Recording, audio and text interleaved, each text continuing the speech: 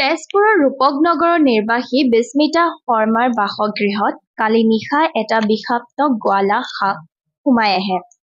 সাপটো সোমোৱাৰ কিছু সময় পিছতে বিস্মিতাই সৰ্প বিশেষজ্ঞ তথা অধ্যাপক সৌৰভ বৰকাকতিলৈ ফোন কৰি এই বিষয়ে অৱগত কৰে।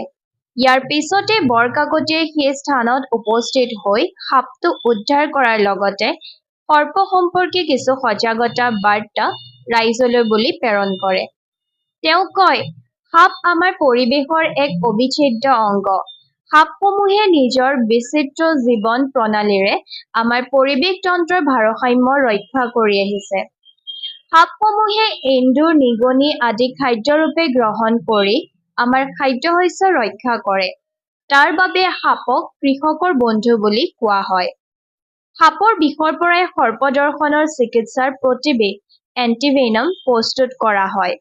গতিকে সাপসমূহ প্ৰাকৃতিকভাৱে জীয়াই থাকিলেহে আমাৰ ভৱিষ্যত সুন্দৰ আৰু সুৰক্ষিত হৈ থাকিব। উল্লেখ্য যে কালি সৰ্প উদ্ধাৰ অভিযানত সৰ্পবন্ধু বাপধন্দা, টুটুমণি কলিতা আৰু মছিনুৰ ৰহমান উপস্থিত আছিল। যিখন মানুহ এতিয়া ভাত খাই শুই আছে, বৰষুণ দিছে, ঘৰত সোমাইছে, আমি জীৱটোকো বচাব বিচাৰিছো, সাপটোক বুজাম আৰু লগতে গৃহস্থকো বুজাব লাগে। তোমাৰ জানো দুটা কথা ক'লো যে পাৰিলে ষ্টুডেণ্ট শিকোৱা, এই কথাটো তাৰমানে এনেকুৱা ধৰণৰ যদি আমি সজাগতাবিলাক আনো তেনেহ'লে আমাৰ সাপো বাচিব, মানুহ বাচিব। সাপ মাৰিও শেষ কৰিব নাই, সাপ ধৰিও শেষ কৰিব নাই। আজি মোক তুমি ফোন নম্বৰ আছে মাতিছা, যদি আজি মই নাথাকোঁতে কি কৰি আছো, তুমিয়ে ধৰিব লাগিব, তুমি ধৰিব পাৰিবা। তুমি অকণমান কষ্ট কৰিব, বেছি কষ্ট অকণমান, জাষ্ট অকণমান শিকিলে হ'ল বিষাক্ত সাপ কোনটো, অবিষাক্ত সাপ কোনটো। আৰু বিষাক্ত সাপক ক'ত ধৰিলে অসমৰ প্ৰত্যেকখন গভৰ্ণমেণ্ট হস্পিটেলত এন্টিভেনম আছে। এতিয়া চিন্তা কৰিব লগা নাই, এন্টিভেনম আছে, অফ কৰিব লগা চিন্তা কৰিব লগা নাই, বুজি পাইছে।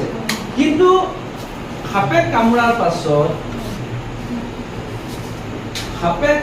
পাছত যিটো জেগাত কামুৰিব সেই জেগাটো লাহে লাহে টুকি যায়, গেলি যায়। আৰু সেই জেগাটো শুকাওঁতে এবছৰ লাগিব পাৰে, 2 বছৰ লাগিব পাৰে, 3 বছৰ লাগিব পাৰে, হয়তো আপুনি মৃত্যুৰ লগে থাকিব পাৰে। বহুত কষ্ট, বুজি পালে, আৰু তাত থাকি যায়। আজি মই এইকাৰণে কৈছোঁ যে সাপে কামোৰালে এন্টিভেনম যে ট্ৰিটমেণ্ট হ'ব, ভাল হ'ব, একো চিন্তা নাই।